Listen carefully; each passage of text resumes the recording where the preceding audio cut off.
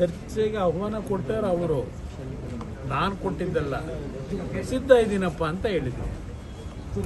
ನಾವು ಅಂಥ ದೊಡ್ಡ ಮಟ್ಟದಲ್ಲಿ ಬ್ಯುಸಿ ಇಲ್ಲ. ಯಾಕೆಂದರೆ ನಾವು ಟೇಪ್ ಹಿಡಿಬೇಕು, ಮಧ್ಯರಾತ್ರಿಲಿ ಹೋಗಿ ಚದರಡಿ ಎಷ್ಟೈತೆ ಅಂತ ಲೆಕ್ಕ ಹಾಕಬೇಕು, ಅದಕ್ಕೆ ರೇಟ್ ಫಿಕ್ಸ್ ಮಾಡಬೇಕು. ಅದೆಲ್ಲ ನಮಗೆ ಆ ಬ್ಯುಸಿ ಇಲ್ಲ. ನಾವು ಬ್ಯುಸಿ ಇರೋರು ಅವ್ರು ಹೇಳ್ಬೇಕು ಟೈಮ್ನ, ನಾವು ಫ್ರೀ ಆಗಿರೋರು. ಅದು ಬಿಟ್ಬಿಟ್ಟು ನನಗೆ ಕೇಳಿದ್ರೆ ನಾನೇನು ಹೇಳಲಿ? ಈಗ 3 ದಿನ ಅರ್ಧ ರಾತ್ರಿವರೆಗೆ ಏನೇನು ಮಾಡ್ತಾರೆ ಗೊತ್ತಿಲ್ವಾ?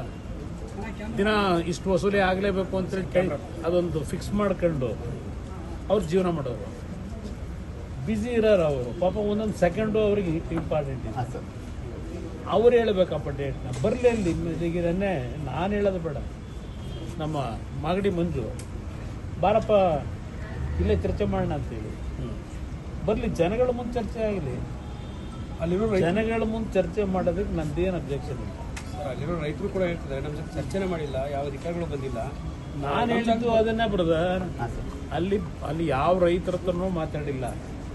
100ಕ್ಕೆ 80 ಭಾಗ ರೈತರು ಕೊಡಕ್ಕೆ ತಯಾರಾಗಿಲ್ಲ. ಇವ್ರು ಯಾವ ರೀತಿ ಮಾಡಕ್ ಸಾಧ್ಯ?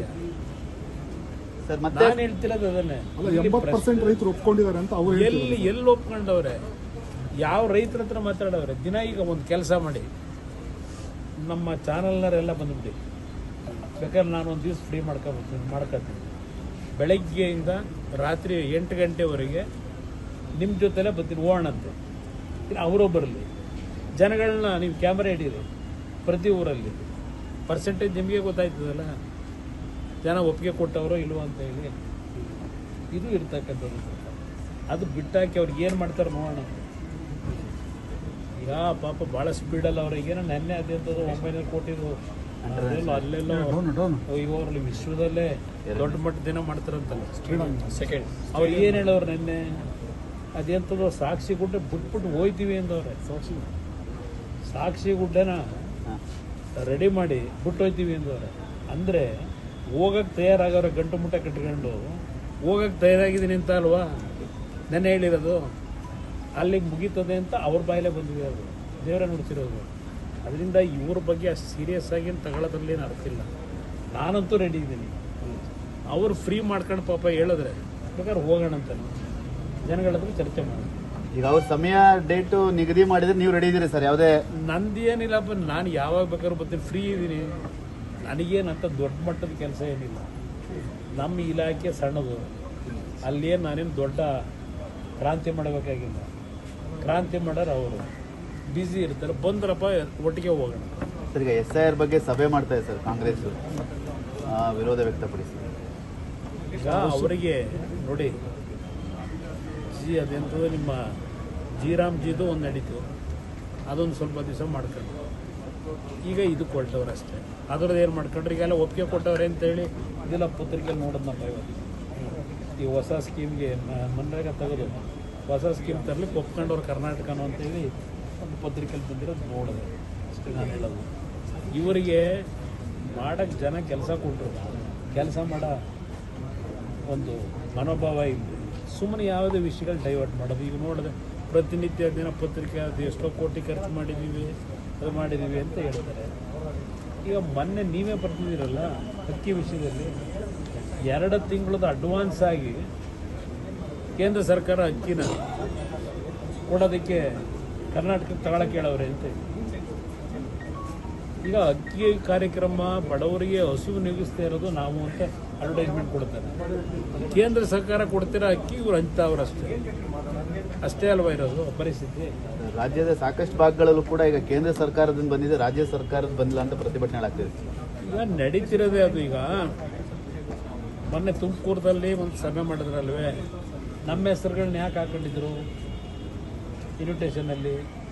ಕೇಂದ್ರ ಸರ್ಕಾರದಿಂದ ಕೊಡ್ತಕ್ಕಂಥ ಹಲವಾರು ಯೋಜನೆಗಳ ಕಾರ್ಯಕ್ರಮ ಅದು. ಕೇಂದ್ರ ಸರ್ಕಾರದ್ದು ದುಡ್ಡಿದೆ, ಅದಕ್ಕೆ ನಮ್ಮ ಹೆಸರುಗಳನ್ನ ಹಾಕೊಂಡಿದ್ರು ಅಷ್ಟೇ. ನಮ್ಮ ಹಲವಾರು ಇಲಾಖೆಗಳು ದುಡ್ಡು ಹಾಕೊಂಡಿದ್ದಾರೆ, ಕೇಂದ್ರ ಸರ್ಕಾರ ಕೊಟ್ಟಿದ್ದಾರೆ, ಅದಕ್ಕೆ ಹೆಸರುಗಳನ್ನ ಹಾಕೊಂಡವ್ರೆ. ಇವತ್ತು ರಾಜ್ಯದಲ್ಲಿ ಹಲವಾರು ಪ್ರದೇಶದಲ್ಲಿ ಬಿರುಗಾಳಿ ಮಳೆ, ಈ ಅನಾಹುತದಲ್ಲಿ ಬಾಳೆ ಬೆಳೆದವರು, ದ್ರಾಕ್ಷಿ ಬೆಳೆದಿರೋರು, ತೆಂಗಿನ ಗಿಡ, ಅಡಿಕೆ ಗಿಡ ಎಲ್ಲ ಸರ್ವನಾಶ ಆಗಿದೆ. ಒಂದು 10 ರಿಂದ 15%. ಎಲ್ಲಾದರೂ ಒಂದು ಕಡೆ ಇವ್ರು ಹೋಗಿದ್ದು ನೋಡಿದ್ರ? ಎಲ್ಲಾದ್ರೂ ಒಂದು ಕಡೆ ಹೋಗಿರೋದು? ಇವತ್ತು ಬೆಳಗ್ಗೆ ಒಂದು ಹೆಣ್ಣು ಮಗಳು ಮನೆಗೆ, ಅವಳಿಗೆ ಡೆಫ್ ಇದ್ದಾಳೆ, ಕಿವಿ ಕೇಳಲ್ಲ, 80% ಡಿಸಬಿಲಿಟಿ ಸರ್ಟಿಫಿಕೇಟ್ ಕೊಟ್ಟರು. ಇವತ್ತಿನವರೆಗೆ ಆ ಡಿಸಬಿಲಿಟಿಗೆ ಕೊಡೋ ದುಡ್ಡು ಕೊಟ್ಟಿಲ್ಲ. ಮೊದಲೇನೋ ಕೊಡ್ತಾ ಇದ್ರಲ್ಲ, ಅದಂತೂ ಈಗ 2000 ಹೆಣ್ಮಕ್ಳು ಕೊಡ್ತೀವಿ ಇದೆಲ್ಲ ಹೇಳಿದ್ರಲ್ಲ, ಆ ದುಡ್ಡು ಬಂದು 5 ತಿಂಗಳಾಗ್ತಿದ್ದ ಬೆಳಗ್ಗೆ ಮನೆ ಹತ್ರ ಬಂದು ಅಳ್ತಾ ನಿಂತ್ಕೊಂಡು ಜೀವನ ಮಾಡೋಕ್ಕಾಗಲ್ಲ, ಆಯ್ತಾ ಇಲ್ಲ ದಯವಿಟ್ಟು ಕಾಪಾಡಿ ಅಂತ ಬಂದಿದ್ದು ಒಂದು ಹೆಣ್ಮಗಳು. ಇದು ಈ ಸರ್ಕಾರದ ಕಾರ್ಯಕ್ರಮ. ಓಡಾಡ್ಕೊಂಡು ತಿರುಗ್ತಾವ್ರೆ. ಮುಂದೆ ಕಾಲ ನಿರ್ಧಾರ ಮಾಡಿದ್ರೆ ಬೆಳಗಾವಿಯಲ್ಲಿ ಅಧಿವೇಶನ ಕರೆಯೋದಕ್ಕೆ ಮುಂದಾಗಿದ್ದಾರೆ. ಚಳಿಗಾಲದ ಅಧಿವೇಶನ ಈಗ ಕರೆಯೋದಕ್ಕೆ ಮುಂದಾಗಿದ್ದಾರೆ. ಅದ್ರ ಬಗ್ಗೆ ಚರ್ಚೆ ಮಾಡೋದು ಬೇಡ ಅನ್ನೋರು. ಅಲ್ಲ ಅಂದ್ರೆ ಅವಶ್ಯಕ. ಸರ್, ಈಗ ರಾಜ್ಯಸಭೆ ಏನ್ ಮಾಡ್ತಾರೆ ಚಳಿಗಾಲದ ಅಧಿವೇಶನ ಕರೆದು? ಮಳೆಗಾಲದ ಅಧಿವೇಶನ ಈಗ ಅಡ್ವಾನ್ಸ್ ಆಗಿ ಕರೀತಾರೆ. ಡಿಸೆಂಬರ್ ನಡೆಬೇಕಾದಂತಹ ಅಧಿವೇಶನವನ್ನ ಈ ಕರೆಯೋದಕ್ಕೆ ಜುಲೈನಲ್ಲಿ ಏನು ಕರೀತಾವ್ರಿ ಈಗ ಅರ್ಜೆಂಟ್ ಅಲ್ಲಿ? ಏನೋ ರೈತರ ಮತ್ತೆ ಕೆಲವರು ಪ್ರತಿಭಟನೆಗಳಿಗೆ ಎದುರುಕೊಂಡು ಈ ಕರೀತಿದ್ದಾರೆ ಅಂತ. ಹೋರಾಟಗಾರರು ಮತ್ತೆ ರೈತರೆಲ್ಲ ಬರ್ತಾರೆ, ಹಾಗಾಗಿ ಈಗಲೇ ಜನ ಬರೋದಕ್ಕೆ ಬೀದಿಗಳಿಗೆ ಮುಂಚೆನೆ ಮಾಡ್ಬಿಡೋದು ಅಂತ ಹೊರಟವ್ರೆ. ಏನ್ ಕಾಟಾಚಾರದ್ ನಡೀತದೆ? ಏನ್ ನಡೀತದೆ ಅಲ್ಲಿ? ಅದಕ್ಕೇನು ಅಂತ ಮಹತ್ವ ನಾನು ಕೊಡೋದು. ಸರ್, ಈಗ ರಾಜ್ಯಸಭೆ ಅವಧಿ ಮುಕ್ತಾಯವಾಗಿದೆ. ದೇವೇಗೌಡರು ಮತ್ತೆ ಮರು ಆಯ್ಕೆ ಆಗ್ತಾರೆ ಅನ್ನೋ ಒಂದು ಚರ್ಚೆ ಜೋರಾಗಿದೆ. ನಾವಂತೂ ಅದರ ಬಗ್ಗೆ ಚರ್ಚೆ ಮಾಡಿದ್ದೀವಿ. ದೇವೇಗೌಡರನ್ನು ಯಾರ ತಮ್ಮ ಚರ್ಚೆ ಮಾಡೋಕ್ಕೂ ಹೋಗಿಲ್ಲ. ಮಾಧ್ಯಮದಲ್ಲಿ ಬರ್ತಿರ್ತಕ್ಕಂಥ ಸುದ್ದಿ ನೋಡ್ತಾ ಇದೀವಿ ಅಷ್ಟೇ. ಅದು ಹೊರತುಪಡಿಸಿ ನಮ್ಮ ಗಮನದಲ್ಲಿ ಅದು ಯಾವುದೂ ಇಲ್ಲ. ಸರ್, ಅವಕಾಶ ಕೊಟ್ಟರೆ ದೇವೇಗೌಡರು ಹೋಗ್ತಾರೆ ಮತ್ತೆ? ಅವರಿಗೆ ಇಂಟ್ರೆಸ್ಟ್ ಇದೆಯಾ? ಅದು ಅವ್ರಿಗೆ ಸೇರಿತ್ತು. ಈಗೇನು ಅವರು 60 ಜನ 63 ಜನ ಇದ್ದಾರೆ. ಅವ್ರ ಪಕ್ಷದಲ್ಲೂ ಹಲವಾರು ಸಮಸ್ಯೆಗಳಿರ್ತವೆ. ನಾನು ಆ ಹಿನ್ನೆಲೆ ಒಳಗೆ ನಾನು ಯಾಕೆ ಚರ್ಚೆ ಮಾಡಲಿ ಆ ವಿಷಯದಲ್ಲಿ? ದೇವೇಗೌಡರು ತಾನೇ ಯಾಕೆ ಚರ್ಚೆ ಮಾಡ್ತಾರೆ? ಅವರ ಅವಶ್ಯಕತೆ ಇದೆ ಅಂತಕ್ಕಂಥದ್ದು ದೇರಿನಲ್ಲಿ ತೀರ್ಮಾನ ಮಾಡ್ಕೊಂಡು ಅವ್ರು ಮಾಡ್ಕೊಂಡ್ರೆ ಅದು ಅಲ್ಲಿ ಸೇರಿರ್ತಕ್ಕಂಥದ್ದು. ನಾವು ಒತ್ತಾಯಕ್ಕೆ ಇನ್ನೊಬ್ಬರು ಆಗ್ತಕ್ಕಂಥದ್ದು ತಪ್ಪಿಸಿ ದೇವೇಗೌಡರು ಮಾಡಿ ಅಂತ ಹೇಳೋಕ್ಕಾಗತ್ತಾ? ಅದು ಅವ್ರ ಪಕ್ಷದಲ್ಲಿ ತೀರ್ಮಾನ ಮಾಡ್ತಾರೆ. ವಿಧಾನ ಪರಿಷತ್ 7 ಸ್ಥಾನ ಖಾಲಿ ಆಗ್ತದೆ ಇನ್ನು 3 ವಾರದಲ್ಲಿ. ನಿಮ್ಮ ಪಕ್ಷದಿಂದ ನಮ್ಮದು ನೋಡೋಣ, ಒಂದು ಅಭ್ಯರ್ಥಿ ಆದ್ರೆ ನಿಲ್ಲಿಸ್ಲಿಕ್ಕೆ ಸಾಧ್ಯ ಆಗುತ್ತಾ ನೋಡ್ತೀವಿ. ನಾವಿರೋದು 19 ಜನ, 29 ಓಟ್ ಬೇಕಾಗಿದೆ. ಅವ್ರೇನಾದ್ರು ಕಾಂಗ್ರೆಸ್ಸಿಂದ ಇನ್ನೊಂದು ಸೀಟ್ ಹಾಕಿದ್ರೆ ಅದು ಮತ್ತಿನ್ನ ದೊಡ್ಡ ಮಟ್ಟದಲ್ಲಿ ಘರ್ಷಣೆ ನಡೀತದಲ್ಲ. ಅದಕ್ಕೆ ನಾವೊಂದು ಅಭ್ಯರ್ಥಿ ಹಾಕೋದಕ್ಕೆ ಯಾವ ರೀತಿ ಪ್ಲಾನ್ ಮಾಡಬೇಕು ಅನ್ನೋದು ನೋಡಿ. ಸರ್, GBS ಚುನಾವಣೆ ಸಂಬಂಧಪಟ್ಟಂತೆ ಸಭೆ ಕರೆದಿದ್ದೀರಿ. ಯಾವ ರೀತಿಯಾಗಿ ಸರ್ ತಯಾರಿ? ನಮ್ಮ ಪಕ್ಷನೂ ತಯಾರಿ ಮಾಡಬೇಕಲ್ಲ. ಈಗ ನಾವು 369 ವಾರ್ಡ್ನಲ್ಲಿ ಈಗಾಗಲೇ ಏನು ಮೀಸಲಾತಿಗಳು ತೀರ್ಮಾನ ಆಗಿದೆ.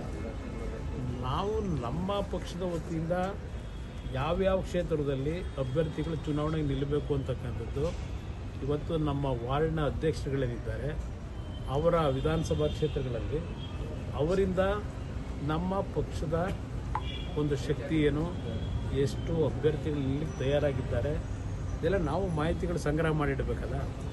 ಅದಕ್ಕೆಲ್ಲ ನಡೀತದೆ. ಯಾವ ಮೀಟಿಂಗ್ ಏನಾದ್ರು ಇದೆಯಾ ಸರ್? ಇದಕ್ಕೆ ಸಂಬಂಧಪಟ್ಟಂತೆ ಬಿಜೆಪಿ ನಾಯಕರು ನೀವು ಮೀಟಿಂಗ್ ಏನಾರು ಇದೆಯಾ? ಈ ಕ್ಷಣದವರೆಗೆ ಅದರ ಬಗ್ಗೆ ನಾವೇನು ಮೀಟಿಂಗ್ ಮಾಡಿದ್ವಿ. ಆ ಮೀಟಿಂಗ್ ಮಾಡೋದಕ್ಕೆ ಸ್ವಲ್ಪ ಇನ್ನೂ ಸಮಯ ಬೇಕು ಅಂತ ಕಾಣಿಸ್ತದೆ. ಸೊ ಹಿಜಾಬ್ ವಿಷಯದಲ್ಲಿ ಕೂತು ಚರ್ಚೆ ಮಾಡ್ಲಿಕ್ಕೆ ನಾವು ಓಪನ್ ಇದ್ದೇವೆ. ಅದರಲ್ಲಿ ನಾವು ಯಾವುದೇ ರೀತಿ ಸಮಸ್ಯೆ ನಮಗಿಲ್ಲ. ನಮ್ಮ ಪಾರ್ಟಿ ನಾವು ಎಲ್ಲದಕ್ಕೂ ಸಿದ್ಧವಾಗಿದ್ದರೆ ಮೈತ್ರಿ ಒಳ್ಳೆ ರೀತಿಯಲ್ಲಿ ನಡೀಬೇಕು ಅನ್ನೋದು ನಮ್ಮ ಅಭಿಪ್ರಾಯ. ಅದಕ್ಕೆ ತಯಾರಾಗಿದೆ. ಆದರೆ ನಮ್ಮ ಪಕ್ಷದ ವತಿಯಿಂದ ನಾವು ಅಭ್ಯರ್ಥಿಗಳನ್ನು ತಯಾರು ಮಾಡಿರ್ಬೇಕಲ್ಲ, ಆ ದೃಷ್ಟಿಯಿಂದ ಮೀಟಿಂಗ್ ಮಾಡ್ತಾರೆ. ಹೊಂದಾಣಿಕೆ ಆಗಿಲ್ಲ ಅಂದ್ರೆ ಇಂಡಿವಿಜುವಲ್ ಆಗಿ ಏನಾದ್ರು ಹೋಗ್ಬೋದು. ಅದು ಆ ಥರ ಈಗಲೇ ಯಾಕೆ ಅನ್ಕೋಬೇಕು? ಹೊಂದಾಣಿಕೆ ಆಗಲ್ಲ, ಅದಕ್ಕೆ ನೀವೇನು ಮಾಡಿದ್ರಿ ಅನ್ನೋದು ಈ ಪ್ರಶ್ನೆಗಳು ಈಗ ಅವಶ್ಯಕತೆ ಇಲ್ಲ. ನಮ್ಮ ಪಕ್ಷ ಮೈತ್ರಿಯ ನಮ್ಮ ಹೊಂದಾಣಿಕೆ ಏನಿದೆ ಎಲ್ಲೂ ಅದಕ್ಕೆ ವಿಶ್ವಾಸದ ಕೊರತೆ ಇರಬಾರದು.